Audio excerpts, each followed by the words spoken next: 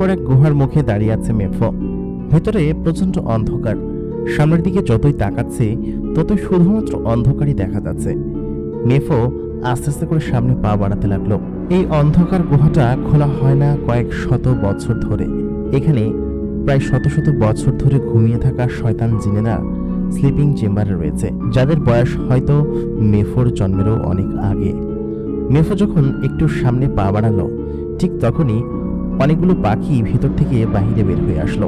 মেফো কিঞ্চিত চমকে গিয়ে পেছনে ছিটকে পড়ে গেল, কারণ পাখিগুলো এর ভেতরে হয়তো কয়েক হাজার বছর ধরে থাকছে।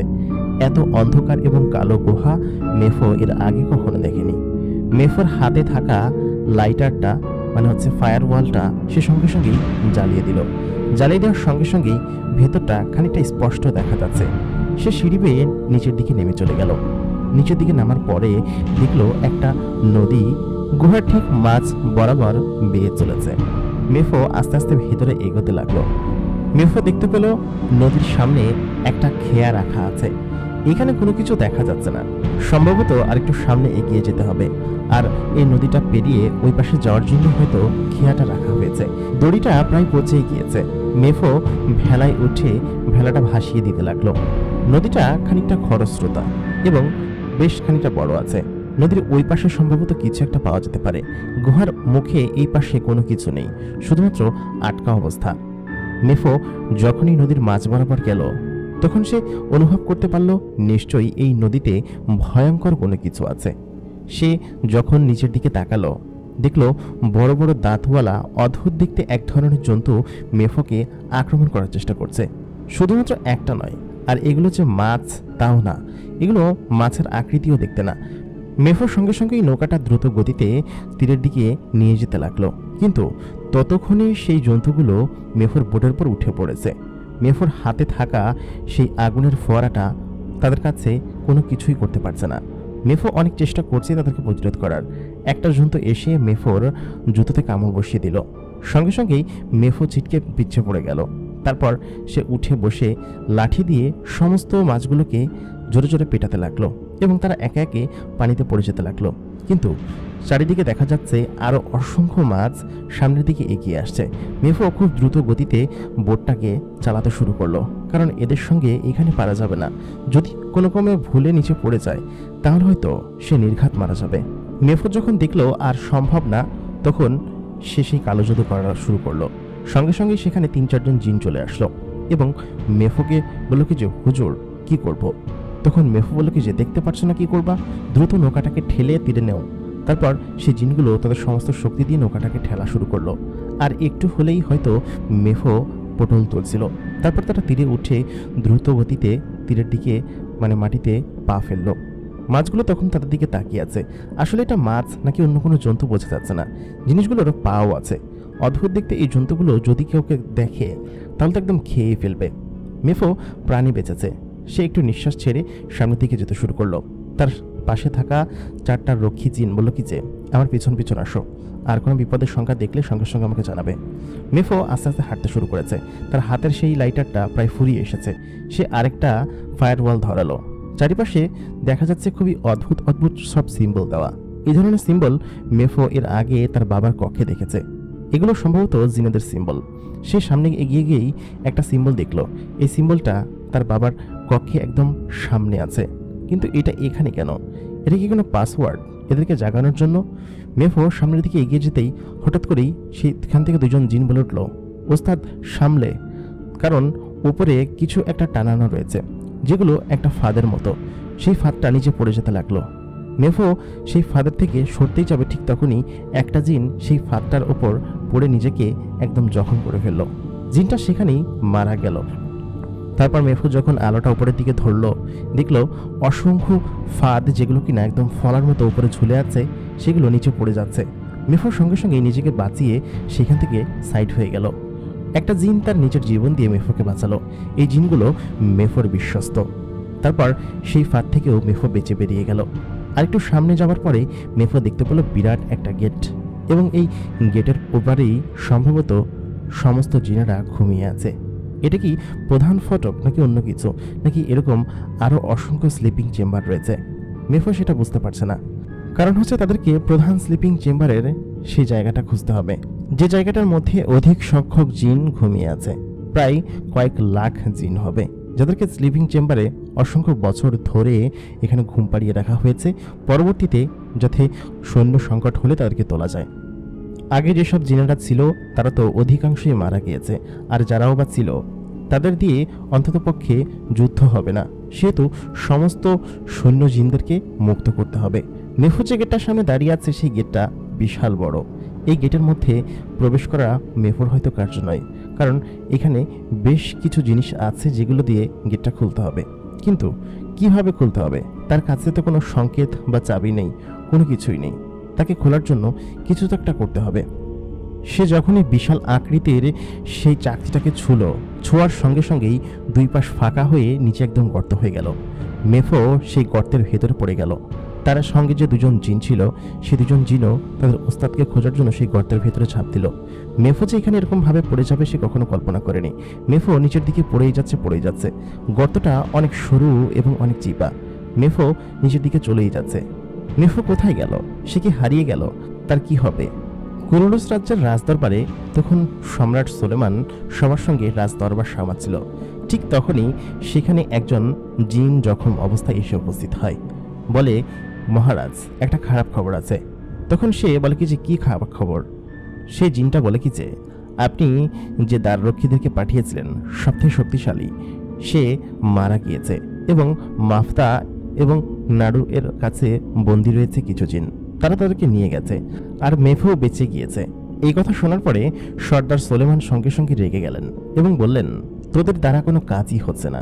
সঙ্গে সঙ্গেই সর্দার সুলেমান সেই জিনটার ওপরে একটা আগুন বর্ষিত করলো এবং সেই জিনটা সেখানে পুড়ে ছাই হয়ে গেল। সর্দার সুলেমান ভীষণ রেগে আছে, বলল কি যে সামান্য একজন মানুষ যে কিনা আমাদের সবথেকে শক্তিশালী এবং সবথেকে অধিকারী জিনকে মেরে ফেলে, এটা কি ধরনের মানুষ? এ তো ইকবালের মতোই। এসব মনুষ্য জাতি যবে থেকেই আমাদের ওপর নজর ফেলেছে তখন থেকেই আমাদের শনির দশা লেগে আছে। সামান্য একজন মানুষ নাফ, অবশ্য তার বাবা আলকিস ছিল, আলকিসও কি কম চায় না। মেফো তার ছেলের মতোই হয়েছে, সম্ভবত একে মারার জন্য মনাকেই বের করতে হবে। তখনই সে সেনাপতিকে আদেশ দিল, সেনাপতি, এখনই আমাদের পার্সোনাল স্লিপিং চেম্বারে যাও, সেখান থেকে মনাকে জাগিয়ে তোলো। মনাকে জাগানোর সময় হয়ে এসেছে। কারণ হচ্ছে সর্দার সুলেমান ভীষণ রেগে গেলেন। রেগে গিয়ে বললেন কি যে একে যে কোনোভাবেই হোক মারতে হবে। আরও সৈন্য পাঠাও ওদের কাছে, আর দুটো নোটিশ পাঠাও মাফতা এবং নাড়ুর রাজ্যে। ওরা কি চায়? ওরা আমাদের নিজেদের জিনকে এভাবে বন্দি করেছে, নিশ্চয়ই কোথাও কোনো ষড়যন্ত্র চলছে। যখনই ক্যান্টেলিয়া ফিরে এসেছে তখন থেকেই সবকিছু কেমন যেন হাত থেকে বেরিয়ে যাচ্ছে। তোমরা সমস্ত সৈন্যবহর তৈরি করে সঙ্গে সঙ্গেই ওই দুই রাজ্যে হামলা করো এবং তাদেরকে ধরে নিয়ে আসো। তারা আসলে কি চায় সেটা আমরা দেখতে চাই। তারপর দেখা যাবে যে ওদের কত ধানে কত চাল। এই কথা শোনার পরে সেনাপতি বললেন, জি মহারাজ, আপনি যা বলবেন সেটাই হবে। তারপর সেনাপতি চলে গেলেন সমস্ত সৈন্যদের কাছে। সেনাপতি বলল, মহারাজ, এই সামান্য কাজের জন্য মনাকে কেন জাগাতে হবে? মনাকে অবশ্যই আমরা নির্দিষ্ট কোনো সংকটময় মুহূর্তের জন্য রেখে দিয়েছি, তাই না? আর মনার মতো একটা জিন হয় না। মনা হচ্ছে এমন জিন যাকে কিনা 1 লাখ জিনও প্রতিহত করতে পারবে না। একসঙ্গে 1 লাখ জিন মারার ক্ষমতা রাখে। মনার গায়ে অসম্ভব রকমের শক্তি এবং তার কিছু রয়েছে অলৌকিক ক্ষমতা। সেনাপতির কথা শুনে বললেন, সুলেমান, তুমি যদি পারো তাহলে সমস্যা নেই, তবে মনাকে জাগানোর সময় হলে অবশ্যই আমি তাকে ডেকে নিব। তোমার কথা আমি মানলাম। যাও, তুমি গিয়ে মাফতা এবং নাড়ুকে ধরে নিয়ে আসো, ওদের মজা দেখাতে হবে। সেনাপতি বললেন কি, আচ্ছা ঠিক আছে, আমি সেখানে যাচ্ছি, আপনি কোনো চিন্তা করবেন না, সেই দুজনকে আপনার সঙ্গে হাজির করছি। যদি আপোষে না আসতে চায় তাহলে অবশ্যই বন্দি করে নিয়ে আসবো। সুলেমান তখন বলল, রাজদরবার আজকের মতো এখানে স্থগিত। রাজ্যে কোনো সংকটময় অবস্থা হলে অবশ্যই সমস্ত দূতেরা আমাকে সবার আগে জানাবে। চারিদিকে শত্রুরা ভরে গিয়েছে, চারিদিকে এত পরিমাণ শত্রুর পরিমাণ বাড়ছে যে আমাদেরকে সতর্ক থাকতে হবে। অবশ্যই ক্যান্টিলিয়াকে তার শক্তি বাড়াতে দেওয়া যাবে না। রাজ্যে এবং সমস্ত বর্ডারে, সীমানায়, সমস্ত জায়গায় নতুন করে জিনেদের রক্ষী বহর বাড়িয়ে দাও, কারণ এখন আস্তে আস্তে সংকটময় অবস্থা তৈরি হবে। বুঝতে পেরেছ সবাই? তারপর সবাই বললেন, জি হুজুর, সমস্ত কিছু বুঝতে পেরেছি। সলেমান রাজদরবার শেষ করে ঘরের ভিতরে প্রবেশ করলো। সলেমান বিল্ডিং এর ছাদের ওপর একটা রথ এসে পড়ল। রথের মধ্যে একটা সুন্দরী দেখতে মেয়ে বসে আছে। মেয়েটা ভেতর থেকে বের হয়ে প্রচণ্ড রেগে ঘরের ভিতরে প্রবেশ করলো। সলেমান ওদিক দিয়ে যাচ্ছিল। মেয়েটা খুব দ্রুত গতিতে প্রবেশ করেই সঙ্গে সঙ্গে তার রুমের দরজা শক্ত করে অনেক জোরে লাগিয়ে দিল। সলেমান সেটা দেখতে পেয়েছে। সলেমান সঙ্গে সঙ্গে সেখানে গেল এবং বলল, কি হয়েছে? ও এরকমভাবে রেগে ঘরের ভিতরে চলে গেল কিসের জন্য? সলেমানের স্ত্রী তখন বলল কি আর হবে, মেম সাহেবের রাগ হয়েছে, নিশ্চয়ই বাইরে থেকে কোনো অদ্ভুত কাণ্ড ঘটিয়ে এসেছে, তাছাড়া আর কি। সলেমান তার মেয়েকে খুব বেশি ভালোবাসে এবং আদর করে। সঙ্গে সঙ্গে সলেমান তার মেয়ের দরজার কাছে গেল। সে এই পুরো বিশ্ব জিনেদের সম্রাট, অথচ তার মেয়ের কাছে সে সর্বোচ্চ নরম, কারণ তার মেয়েকে সে প্রচণ্ড পরিমাণ ভালোবাসে। তার একটা মাত্রই মেয়ে, ছেলে রয়েছে 3 জন। সলেমান 3 জন ছেলের মধ্যে 2 জনকে যোদ্ধা বানিয়েছে, আর ছোট ছেলেটা একদমই বোকা টাইপের জিন। সে হয়েছে তার মায়ের মতো একদম বোকা, কিন্তু তার বড় 2 জন ছেলে একদম যোদ্ধার মতো। তাদের সামনে পেরে ওঠার মতো জিন হয়তো খুবই কম আছে। সলেমান সঙ্গে সঙ্গেই তার মেয়ের ঘরের দরজার বাইরে গিয়ে দাঁড়িয়ে বলল কি হয়েছে মা? বের হ, আমাকে বল কি হয়েছে, আমি ওদেরকে সবাইকে শাস্তি দিব। কিছু কি হয়েছে? তখন ভেতর থেকে মেয়েটা চিৎকার দিয়ে বলল, বাবা তুমি এখান থেকে যাও তো, আমি তোমাকে বলেছি না কিছু হয়নি, তারপর কেন আমাকে বিরক্ত করছো? সলেমান আবার তার মেয়ের কাছে গিড়গিড়াতে লাগলো, বলল, আরে মা কি হয়েছে সেটা তো বল। তুই দেখ, তোর বাবা এই পুরো বিশ্ব জিন সম্রাট, তার কাছে কোনো কিছু কঠিন না। তুই বল কে কি করেছে তোর সঙ্গে, আমি তাকে একদম বেঁধে নিয়ে এসে তোর সামনে শাস্তি দিব। সঙ্গে সঙ্গে মেয়েটা দরজা খুলল। মেয়েটা বলল বাবা প্রচণ্ড পরিমাণ মেজাজ খারাপ, তুমি কেন বারবার দরজা ধাক্কাচ্ছ বলো তো? তখনই সলেমান ভেতরে প্রবেশ করলো এবং তার মেয়ের মাথায় হাত বুলিয়ে দিতে বলল, কি হয়েছে আমার সোনামণিটার, বলো আমাকে। মেয়েটার নাম মায়া। মেয়েটাকে দেখতে আসলেই মায়াবতী, খুবই বেশি মায়াবতী। টানা টানা চোখ, বড় বড় চোখের পাপড়ি, চুলগুলো একদম কোমর পর্যন্ত লম্বা, দেখতে মিষ্টির থেকেও মিষ্টি। গায়ের রং একদম দুধের মতো ফর্সা। রাগ করলে তাকে একটু অদ্ভুতই লাগে। সলেমান বলল, তুই কি জানিস তোকে রাগ করলে একদম ভুতুম পেঁচার মতো দেখা যায়? সঙ্গে সঙ্গে মায়া বলল বাবা তুমি আমাকে আরো রাগানোর জন্য এসব বলছো তাই না? সলেমান বলল, আরে না না বা, আমি রাগানোর জন্য বলছি না, তুই না আমার লক্ষ্মী মা, কি হয়েছে বল না। মায়া বলল আমার বান্ধবীদের সঙ্গে ঝগড়া হয়েছে, ওদের সঙ্গে আমি গার্ডেনে বসেই গল্প করছিলাম, হঠাৎ করে একজন আমার মুখের উপর তর্ক করা শুরু করলো। সে বলছে আমাদের দক্ষিণের ওই সাইডটা, ব্রাজিলের ওই জঙ্গলটা নাকি আমাদের না, ওইটা নাকি অন্য কারো। আমি বললাম, আমার বাবা এই পুরো বিশ্ব সম্রাট, সে সমস্ত জিনেদের সম্রাট, আর তুই বলছিস ব্রাজিলের ওই জঙ্গলটা আমাদের না। তখন তার সঙ্গে আমার ঝগড়া হয়েছে, যে কারণে আমি সেখান থেকে চলে এসেছি এবং আমার ভীষণ রাগ হয়েছে। বলো বাবা, জঙ্গলের ওই সাইডটা ব্রাজিলের, ওইটা আমাদের না? তখন সলেমান বলল, হ্যাঁ ওইটা আমাদের, সমস্ত পৃথিবী আমাদের। বুঝতে পেরেছিস? এবার রাগ করে থাকিস না, চল খাবি চল, তোর মা মনে হয় খাবার বেড়ে বসে আছে। সঙ্গে সঙ্গে মেয়েটা হেসে দিল। রাগলে যতটা খারাপ লাগে, হাসলে তার থেকে বেশি সুন্দর লাগে, একদম চাঁদের মতো সুন্দর। সলেমানের একটাই মেয়ে এবং সে তার মেয়েকে তার জীবনের থেকেও বেশি ভালোবাসে। সলেমান তার মেয়েকে বলল চল। মায়া বলল না বাবা আমি যাব না, আমি এখনই আবার গার্ডেনে যাব, আমি গিয়ে আমার বান্ধবীকে বলবো যে তুই ভুল, ওইটা আসলে আমাদেরই, সমস্ত কিছুই আমাদের। তখন সলেমান বলল, না না এখন যাওয়া লাগবে না, তুমি চলো, আমার সাথে চলো, খেতে হবে। মায়া বলল না আমি যাব না। সে সঙ্গে সঙ্গে রুম থেকে বেরিয়ে রথে চড়ে আসমানের দিকে উড়াল দিল এবং সেই গার্ডেনের দিকে যেতে শুরু করলো। সলেমান আর কি করবে, মেয়ে যা বলে তাই করতে হয়। সলেমান চলে গেল নিজের কক্ষে খাওয়া দাওয়া করতে। গার্ডেনের মধ্যে 3-4টা মেয়ে বসে আছে। হঠাৎ করেই মায়া সেখানে নামলো। নামার পরে বলল কি তোকে বলেছিলাম না, আমি আমার বাবার কাছ থেকে শুনে এসেছি। সে মেয়েটা আবার তার সঙ্গে তর্ক করতে লাগলো। বলল তুই এখান থেকে চলে যা, আর কখনো এখানে আসবি না। তারপর সেই মেয়েটা বলল তোমার কাছে আসতে আমার বইয়ে গিয়েছে, কিছু জানো না শোনো না, আমার বাবা এই রাজ্যের মন্ত্রী। আমি জানি তোমার বাবা হয়তো অনেক কিছু জানে না বা তোমার কাছ থেকে লুকায়, আমার বাবা বলেছে তাই আমি জানি, বুঝতে পেরেছো? তোমার বাবার কাছে ভালো মতো গিয়ে শোনো গিয়ে। মায়া বলল আমি ভালো মতো শুনে এসেছি, তুই এখান থেকে যা, আর কোনোদিন আমার এখানে আসবি না। তাই বলে সে এখান থেকে চলে গেল। তার আরো 3 জন বান্ধবী সেখানে বসে আছে। বলল মায়া তোর এত দিমাগ কেন রে, তেমনটা না করলেও পারতি, একটা সামান্য বিষয় নিয়ে তোর ছোটবেলার বান্ধবীর সঙ্গে এরকম করলি। মায়া তখন বলল, আসলে রে এমনটা করা ঠিক হয়নি। তখন সে বলল কি যে ওকে একটু ডেকে নিয়ে আসবি। মায়ার বান্ধবীরা বলল কি যে আমি পারবো না, তুই গেলে যা। তারপর মায়া বলল কি যে আচ্ছা ঠিক আছে, ওকে আমি এমনিতেই পরবর্তীতে বোঝাবো, সমস্যা নেই, ও আমার বেস্ট ফ্রেন্ড না, সমস্যা নেই, চল চল আমরা পুকুরে গোসল করতে যাই। তাই বলে তার বান্ধবীরা সবাই মিলে পুকুর ঘাটে চলে গেল। এক পদ্ম পুকুর, পদ্ম পুকুরের ঠিক মাঝখানে সুন্দর থোকায় থোকায় ফুল ধরে আছে। আহ কি সুন্দর!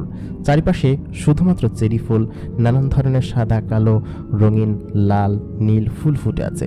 আর পদ্ম পুকুরের মাঝখানে সাদা পদ্ম ফুটে আছে। এই পুকুরে এরা প্রায় দিনই গোসল করতে আসে এবং এটা রাজদরবারের রাজবাড়ির বিশাল বড় পুকুর। এই পুকুর শুধুমাত্র রাজকন্যার জন্যই বানানো হয়েছে এবং আশেপাশে যত ধরনের সৌন্দর্য দেখা যাচ্ছে প্রত্যেকটা সৌন্দর্য জিনিস রাজকন্যার জন্য সর্দার সুলেমান বানিয়ে রেখেছে, তার একমাত্র মেয়ে বলে কথা। মেয়ে যাই বলে সর্দার সুলেমান ঠিক তাই করে। মেয়ের জন্য আলিশান একটা প্রাসাদও তৈরি করেছে। সেই প্রাসাদে শুধুমাত্র তার মেয়েই থাকে, আর কেউ থাকে না। সেই প্রাসাদের মধ্যে রয়েছে বিশাল বড় বড় কক্ষ, বিশাল বড় বড় সেমিনার রুম এবং বান্ধবীদের সঙ্গে আড্ডা দেওয়ার জন্য একটা আড্ডাখানা। তার নিজের রুমের দিকে তাকালেও একদম চোখ ছানাপাড়া হয়ে যাবে। তারা সেখানে গোসল করে উঠে পড়ল। রাজকুমারীকে সবাই বেশি সমীহ করে। গোসল করে উঠে রাজকুমারীর সঙ্গে সে তার মহলে চলে গেল, যে মহল শুধুমাত্র রাজকুমারীর জন্য বানানো হয়েছে।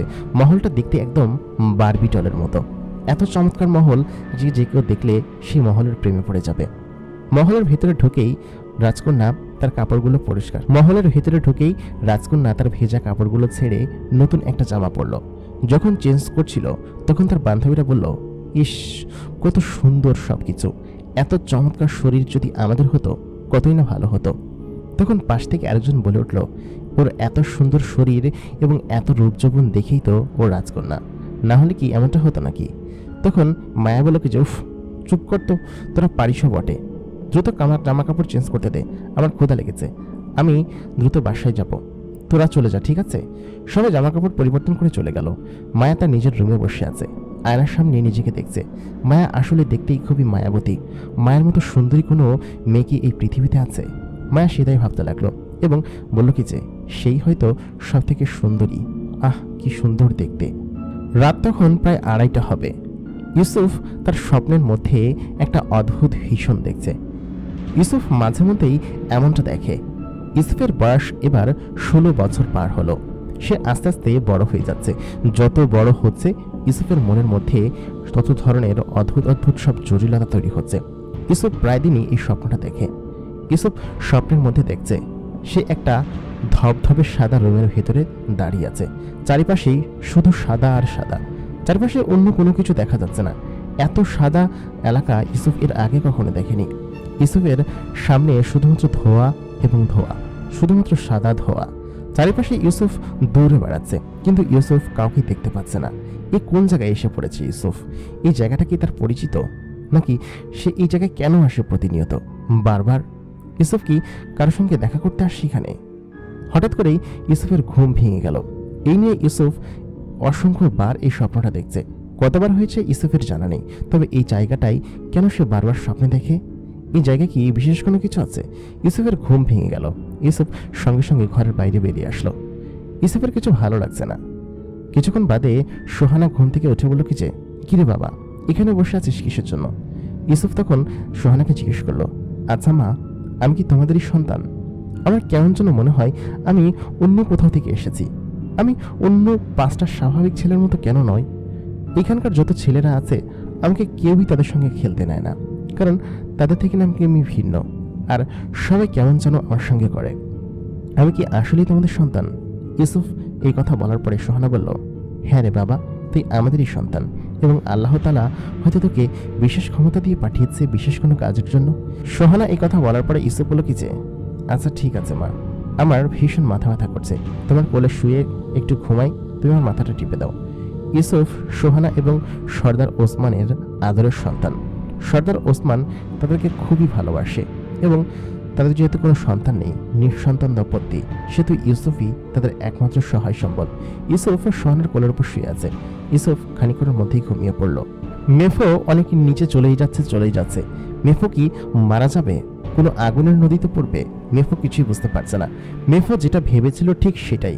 মেফো দেখতে পেল নিচে দাও দাও করে আগুনের নদীতে লাভা ফুটছে। মেফো একটু হলেই আগুনের মধ্যে পড়ে যাবে। সে কি করবে? সে তার সেই জিনদেরকে ডাকলো, বলল, শয়তানের বাচ্চারা তোরা কোথায়?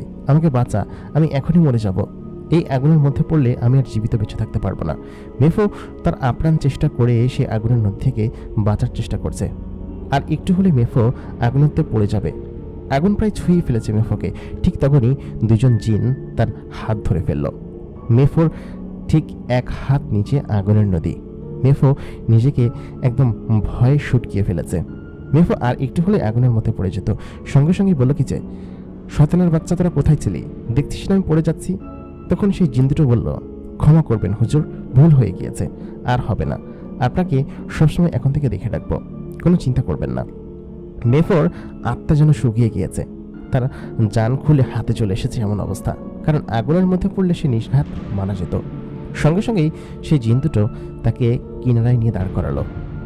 তাদেরকে সেই গেটের কাছে যেতে হবে, যে গেটটা তাদেরকে খুলতেই হবে। কিন্তু আবার সে উপরে যাবে কিভাবে?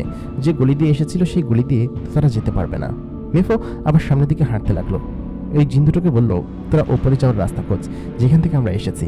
কারণ হচ্ছে আমাদের ওখানে যেতেই হবে এবং ওই গেটটা খুলতে হবে। আমি শিওর যে গেটের ওই পাশেই রয়েছে সমস্ত জিনেদের আস্তানা এবং সমস্ত জিনেরা ওইখানেই ঘুমিয়ে আছে। মেফো সামনের দিকে হাঁটতে লাগলো। কিছু দূর যাবার পরে একটা ব্রিজ দেখতে পেল, যে ব্রিজের ওই পাশে আরেকটা গেট রয়েছে। মেফো দ্রুত গতিতে সে ব্রিজের কাছে এগিয়ে গেল এবং পেছনের দিকে দেখতে পেল আরেকটা গুহার মতো সরু রাস্তা। তার মানে যে গেটটা তারা পেরিয়ে এসেছে, ওই গেটটা খোলার পরে এই জায়গাটা পড়ে এবং এই জায়গাটা পেরিয়ে ওই পাশে যেতে হয়। তার মানে মেফো এতক্ষণ যেটা ভেবেছে ওইটা সেই গুহা না, ওইটা সেই দরজা না, এটাই হচ্ছে মেন দরজা। ওই দরজা খুলে এদিকে আসতে হয়।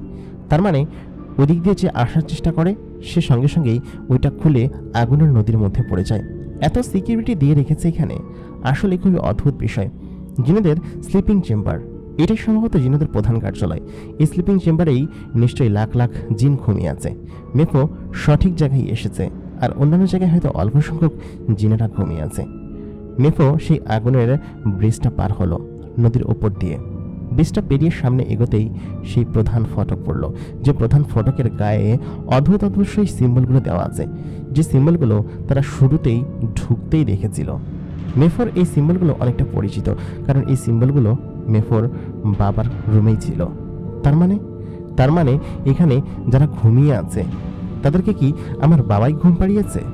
মেফোর সঙ্গে সঙ্গে বুঝে গেল এটা নিশ্চয়ই তার বাবার কাজ, কারণ তার বাবা অসংখ্য বছর ধরেই জিনেদের সেবা করে আসছে, আর তার বাবার বয়স প্রায় 400-500 বছর ছিল। জিনেদের বদলতেই তার বাবা এতদিন বেঁচে ছিল এবং তার পরবর্তীতে আরও পরবর্তী সময় বেঁচে থাকত, কারণ মানুষের হায়াত তো 70-80 বছর হয়, সর্বোচ্চ 100 বছর। কিন্তু জিনেদের সংস্পর্শে থাকার কারণেই তার বাবা এত বছর বেঁচে ছিল। কিন্তু সে কি এত বছর বেঁচে থাকতে পারবে? মেফোর সেই শক্তিটা অর্জন করতে হবে অবশ্যই, তার বাবার মতো দীর্ঘায়ু হতে হবে।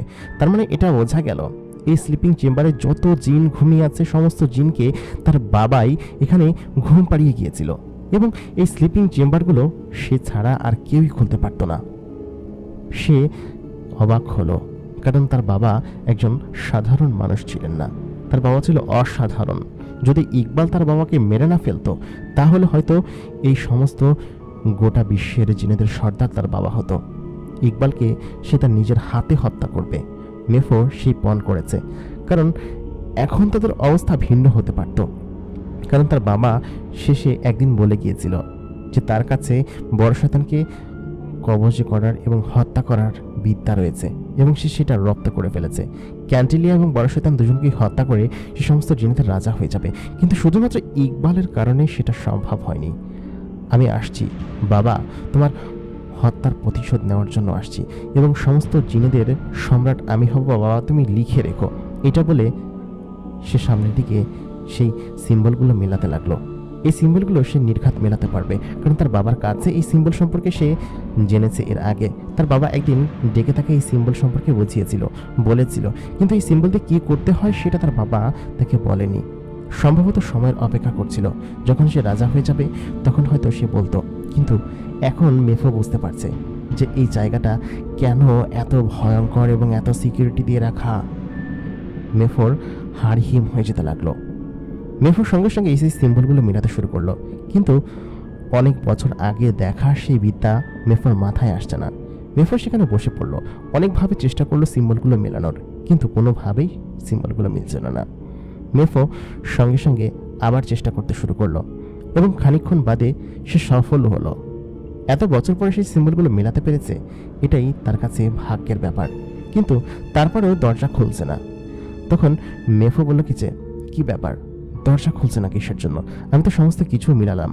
মেফোর মাথায় তখন আসলো তার বাবা মারা যাবার আগে, যুদ্ধে যাবার আগে তাকে একটা লকেট দিয়েছিল।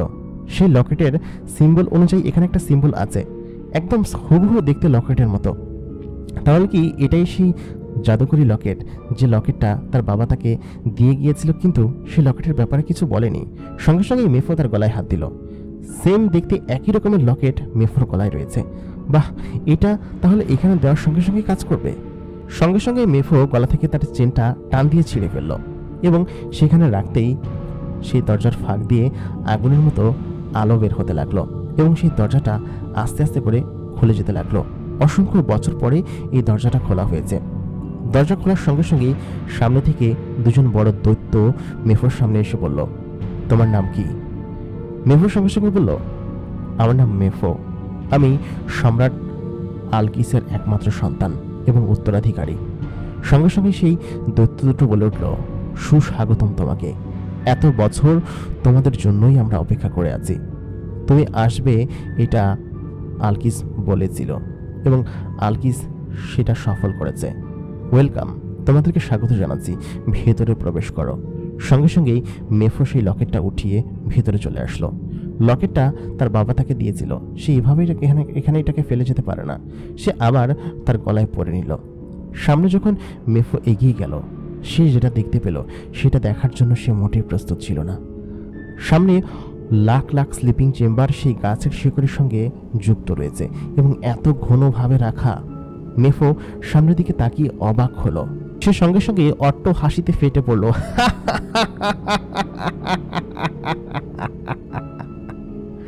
শয়তানের রাজ্যে সবাইকে স্বাগতম। আমরা আবার শক্তি সঞ্চয় করে সমস্ত বিশ্বের উপর আবার শাসন কায়েম করব। ইউসুফ নদীর ঘাটে একা একা বসে আছে। ঠিক তখনই সেখানে একটা পাখি উড়ে আসলো। পাখির উপর বসে আছে সালমান এবং হানিফা এবং কিছুক্ষণ বাদে মারিয়া চলে আসলো। ইউসুফ তখন বলল, তোমরা সবসময় কি একসাথেই থাকো? যখনই আসো একসঙ্গেই আসো। তখন হানিফা বলল, একসাথেই থাকি আমরা, তবে তোমার কাছে আসার সময় আমরা একত্রিত হয়ে যাই। একসাথে থাকলেই কি একত্রে থাকা হয় নাকি? যে যার মতো তার কাছে থাকে, বুঝতে পেরেছ? ইউসুফ তখন বলল, ঠিক আছে কাকু, চলো আমরা সেদিনের সেই জায়গায় যাই। ওই জায়গাটা আমার কাছে খুবই ভালো লাগে। কি চমৎকার আইসক্রিমের সেই জায়গাটা এবং কি চমৎকার চমৎকার সব খাবার। হানিফা তখন বলল, না না বাবা, আজকে তোমার ট্রেনিংয়ের অনেকদিন পার হলো, তুমি কিন্তু এখনো সফলতা অর্জন করতে পারোনি। তবে আমার মনে হয় আস্তে আস্তে পারবে, তোমার ইমপ্রুভমেন্ট হচ্ছে। ইউসুফ তখন বলল আমি চেষ্টা করেছি, আমি আগের থেকে অল্প একটু মাটি থেকে উপরে উঠতে পারি, চেষ্টা করলে হয়ে যাবে। তবে এমনটা কেন পারছি আমি আসলে বুঝলাম না। হানিফা তখন বলল, তোমার বুঝতে হবে না, চলো আজকে তোমাকে একটা জায়গায় নিয়ে যাই। তোমাকে একটা জায়গায় নিয়ে যাব এবং সেই জায়গাটা খুবই চমৎকার। ইউসুফ তখন বলল, আচ্ছা ঠিক আছে। ইউসুফ হানিফার পাখির উপর পড়ে বসলো। পাখিটা আকাশে উড়াল দিল। 4 ডানার এই পাখিটা যতবারই ইউসুফ দেখে ততবারই সে অবাক হয়। এ আবার কেমন পাখি? এরকম পাখি তো তাদের অঞ্চলে কখনো দেখেনি। আর এত বড় বড় পাখি যাদের পিঠে চড়ে ওড়া যায়, চমৎকার। ইউসুফ আসমানে উড়াল দিয়েছে এবং আসমান থেকে নিচে দেখতে ইউসুফের অনেক ভালো লাগে। ইউসুফ এখন বড় হয়েছে। ইউসুফ কেন যেন তার মায়ের কথা একদমই শুনতে চায় না, কিন্তু তার মা যখন কোনো কিছু বলে ইউসুফ তখন না করতে পারে না, কারণ তার মা তাকে অনেক বেশি ভালোবাসে। এত বড় সন্তান, এত বড় ছেলে হয়েছে, এখনও ইউসুফকে কানে ধরে বাসায় নিয়ে যায়। তার মা যদি জানতে পারে সে আকাশে এরকমভাবে উড়ে বেড়াচ্ছে, তাহলে তো একদম হার্ট অ্যাটাকই করবে। ইউসুফের আসমান থেকে নিচে দেখতে খুবই চমৎকার লাগে। অনেক ছোট থেকে এইসব সে দেখছে, যখন থেকে তার হানিফা চাচা তার কাছে এসেছে। তার বয়স তখন 3-4 বছর হবে। যখন প্রথম দিন হানিফা চাচা তার কাছে এসেছিল, সে খানিকটা ভয় পেয়েছিল, কিন্তু পরবর্তীতে তার অভ্যাস হয়ে গিয়েছে। হানিফা চাচা কে, আর সালমান চাচাও বা কে, আর মারিয়াও বা কে? মারিয়ার পেছনে দুটো ডানা আছে। মারিয়া কি একটা পরী? সে স্কুলে ফেরিটেল গল্পে পরীর গল্প শুনেছে। আসলে কি এমন নাকি? সে হানিফাকে জিজ্ঞেস করলো, চাচা মারিয়া কাকা কি একটা পরী নাকি? হানিফা তখন বলল, তোমার এত কিছু জানতে হবে না, চলো, ওই তো আমরা চলে এসেছি। ওয়েস্ট কানাডার একটা চমৎকার জায়গা। সে জায়গায় তারা থামলো। চমৎকার দেখতে, সুন্দর এবং জঙ্গলে ভরা চারিপাশ, একদম পাহাড়ের চূড়া। সেই পাহাড়ের পাশেই লম্বা একটা বড় গাছ আছে। সেই গাছের মধ্যে শত শত পাখি ওড়াউড়ি করছে। যে পাখিগুলো এখানে দেখা যাচ্ছে, সেই পাখিগুলো খুবই চমৎকার এবং নানান বেরঙের। সেই পাখিদের মধ্যে একটা বড় পাখি আছে। ইউসুফ বলে গেছে, চাচা এখানে এত পাখি কিসের জন্য? আর তোমরা যে পাখিতে চড়ো, সেই পাখি থেকে তো এই পাখিগুলো ভিন্ন। এরকম পাখি তো এর আগে আমি কখনো দেখিনি। তখন হানিফা বলল, দেখবে আরো সামনে অনেক কিছু। হানিফা তখন তাকে নিয়ে একটা পাহাড়ের চূড়ায় দাঁড় করালো এবং একটা পাহাড়ের কোল ঘেঁষে ঝর্ণার পেছন দিয়ে তারা পাহাড়ের পেছন দিকে চলে গেল। সেখানে যাওয়ার পরে সে দেখলো অসংখ্য পাখি সেখানে উড়ে বেড়াচ্ছে এবং একটা পাখি এসে পাহাড়ের কাছে বসলো। ইউসুফ তাকে ধরতে যাওয়ার সঙ্গেই পাখিটা তারপর আক্রমণ করতে গিয়েও করলো না। একটা হা শব্দ করে সেখান থেকে উড়ে চলে গেল। হানিফা তখন বলল, সাবধানে, এরা কিন্তু খুবই বিপজ্জনক। যে কোনো মুহূর্তেই তোমাকে এরা কিন্তু নিয়ে যেতে পারে, সাবধানে দেখো, ঠিক আছে? খানিকক্ষণ বাদে একটা পাখি সেখানে এসে বসলো। সেখানে অনেকগুলো পাখি আছে। ইউসুফ যতই পাখির কাছে যাওয়ার চেষ্টা করে, পাখিগুলো তার কাছ থেকে সরে গিয়ে স্ট্রেঞ্জারের মতো তাকে হামলা করে বসে। ইউসুফ যতবারই এটা করতে যাচ্ছে, ততবারই পাখিগুলো তাকে হামলা করতে গিয়ে সেখান থেকে উড়ে চলে যাচ্ছে। হানিফা তখন বলল, শোনো বাচ্চা, তুমি যতদিন পর্যন্ত ওড়া শেখো, আর আমাদের সবারই একটা করে পাখি আছে। আমরা এইখানটা অনেক আগে ডিসকভার পর থেকেই আমরা এখান থেকে পাখিগুলো নিয়ে ওড়ার চেষ্টা করি। অবশ্য আমরা যেখানে থাকি তারা এখানটা সম্পর্কে জানে না। এটা খুবই সিক্রেট একটা জায়গা। শুধুমাত্র কিছু সংখ্যক মানুষ এই জিনিসগুলো সম্পর্কে জানে। বুঝতে পেরেছ? আমি ভেবেছি যতদিন না পর্যন্ত তুমি পুরোপুরিভাবে উঠতে শিখছো, তোমাকে একটা পাখি দেওয়া দরকার, আর তুমি বড়ও হয়েছ। তবে হ্যাঁ, সাবধানে, পাখিটা কিন্তু রাইড করা এত সোজা না, ঠিক আছে? আর কিছু রুলস তোমাকে ফলো করতে হবে। যদি করো তাহলে কেবলমাত্র তোমাকে এখান থেকে একটা পাখি আমি দিতে পারি। তখন ইউসুফ বলল কি করতে হবে কাকা, বলেন, আমি সমস্ত কিছু করব। দেখতে খুবই চমৎকার লাগছে, তাই না? হানিফা তখন বলল, দেখতে চমৎকার হলেও এরা কিন্তু খুবই ভয়ানক। এদেরকে বসে আনাটাও খুবই কষ্টকর। ইউসুফ তখন বলল চাচা আমি পারবো, আমি দেখে মনে হচ্ছে আমি পারবো। তখন হানিফা বলল পারবা তো ঠিক আছে, তবে শর্ত আছে। পাখিটাকে তুমি বসে আনার পরে পাখিটা নিয়ে কখনোই অন্য কোথাও যেতে পারবা না। এই এরিয়ার আশেপাশেই থাকতে হবে, ঠিক আছে? আর অবশ্যই বাসায় যাবার পূর্বে আমি একটা জায়গা দেখিয়ে যাব, সেই জায়গাটায় পাখিটাকে নিরাপদে রেখে যাবে, ঠিক আছে? এবং ও ওইখান থেকে নড়বেও না যতক্ষণ না পর্যন্ত তুমি তাকে সেফলি সেখান থেকে নিয়ে যাচ্ছ। তবে সেখানে পর্যাপ্ত খাবারের ব্যবস্থা থাকতে হবে, ঠিক আছে? সেটা আমি ম্যানেজ করব, তুমি চিন্তা করো না। খানিকক্ষণ চিন্তা করে হানিফা বলল, না, তুমি এটা পারবা না। সম্ভবত তোমার বাড়ির আশেপাশে কোনো একটা জায়গা আমি নির্ধারণ করবো, ঠিক আছে? সেখানে তুমি ওকে রাখবে। তারপর বললো চাচা তাড়াতাড়ি পাখিটাকে একটু ধরে দিন না, আমার উঠতে অনেক ইচ্ছা করছে। ঠিক তখনই হানিফা বলল, চুপ থাকো, শোনো, এই ধরনের পাখিকে বশ করা এত সোজা না। সর্বপ্রথম আমি যখন এই জায়গা দিয়ে উড়ে যাচ্ছিলাম, আমি এদেরকে ডিসকভার করি এবং এদেরকে সর্বপ্রথম অনেক চেষ্টা করি ওদেরকে বসে আনার, কিন্তু কোনোভাবেই পারছিলাম না। তখনই ইউসুফ বলল চাচা আপনাদের মতো এরকম 2 ডানাওয়ালা পাখি নেই? আমি ওইটা নেই, কি বলেন? তখন হানিফা বলল, না, এটা তোমার জন্য এখন সুইটেবল হবে না। ওইটা অনেক দামি এবং পাওয়া যায় না, খুবই রেয়ার। এটা তো আমি খুঁজে পেয়েছিলাম একটা, দেখি যদি পাই তাহলে হয়তো তোমাকে দেওয়া যাবে। কিন্তু তুমি এইটা তো তোমার মুখ্য বিষয় না, তাই না? তোমাকে তো প্রথম ওরা শিখতে হবে। তুমি অনেকটা পেরেছো, আমি সেটা দেখতে পেয়েছি। তবে একটু শান্ত থাকো, বেশি কথা বলছো তুমি। তারপর ইউসুফ তার চাচার কথা না শুনে সঙ্গে সঙ্গে লাফ দিয়ে একটা পাখির উপর উঠে পড়ল। পাখিটা দেখতে সবার থেকে ভিন্ন, একটু আগেই এখানে এসে পড়েছে। সমস্ত ধরনের পাখি থেকে ভিন্ন। পাখিটা অনেক জোরে জোরে ছোটাছুটি করতে লাগলো। ইউসুফ তার গলা ধরে চেপে ধরে বসে আছে। ইউসুফ অনেকভাবেই তাকে বসানোর চেষ্টা করছে, কিন্তু কোনোভাবেই পারছে না। ইউসুফ অনেক শক্তি দিয়ে তাকে ধরে ফেলেছে, কিন্তু কোনোভাবেই সে তাকে ধরে রাখতে পারছে না। খানিকক্ষণ বাদে ইউসুফকে ঝাড়ি মেরে নিচের দিকে ফেলে দিল। ইউসুফ খানিকটা দূরে গিয়ে পড়ল। হানিফার সঙ্গে সঙ্গে ইউসুফকে ধরে পড়ল। এটা বললাম না এত সহজ না। শোনো, একদম ইজি, পাখিটার কাছে যাবে একদম ইজি, মানে বন্ধু হিসাবে যাবে তার কাছে। তারপর আস্তে আস্তে করে তাকে বসানোর চেষ্টা করবে। প্রথম প্রথম হবে না, আস্তে আস্তে হবে। ইউসুফ বলল কি যে আচ্ছা ঠিক আছে। তারপর ইউসুফ সামনের দিকে এগিয়ে গেল। আস্তে আস্তে করে সেই পাখিটার গলায় হাত বুলিয়ে দিতে লাগলো। পাখিটা আস্তে আস্তে শান্ত হয়ে গেল এবং সে তার পিঠে চড়ে বসলো। খানিকক্ষণ বাদে সেই পাখিটা ইউসুফকে নিয়ে পাহাড়ের নিচের দিকে উড়াল দেওয়া শুরু করলো। নিচে বহমান ঝর্ণা এবং নদী, ঝর্ণার মধ্যে দিয়ে নদীর ওপর দিয়ে পাখিটা ইউসুফকে নিয়ে উঠতে লাগলো। ইউসুফ জোরে জোরে চিৎকার করছে, কারণ হচ্ছে ইউসুফ এত দ্রুত গতিতে এর আগে কখনো সফর করেনি। আর এর আগে যেসব পাখিতে চড়ে সে সফর করেছে সেসব পাখিগুলো ইউসুফের চাচার ছিল এবং সে ইউসুফকে ধরে রেখেছিল। সেজন্য ইউসুফ হয়তো এত সহজে উঠতে পেরেছে, কিন্তু এটা একটু জটিল দেখা যাচ্ছে।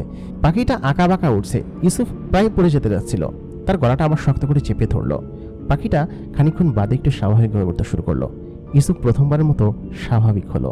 তারপর সে সামনের যে ভিউগুলো দেখতে পেল, বাহ, পরাণ জুড়িয়ে যাওয়ার মতো অস্থির ভিউ, এত চমৎকার সৌন্দর্য। ইউসুফ সামনের দিকে তাকিয়ে অবাক হয়ে গেল।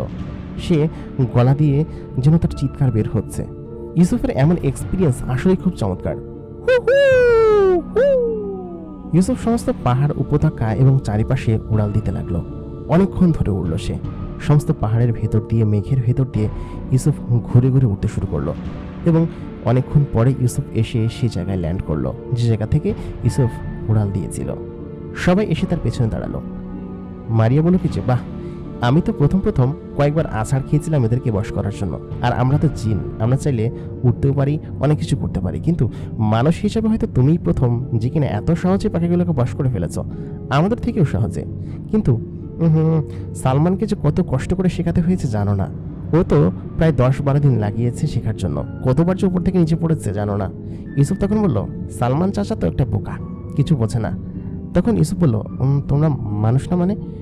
তখন হানিফা বলল, বাদ দাও, চলো, এখন অনেক বেলা হয়ে গিয়েছে, বাড়িতে যেতে হবে।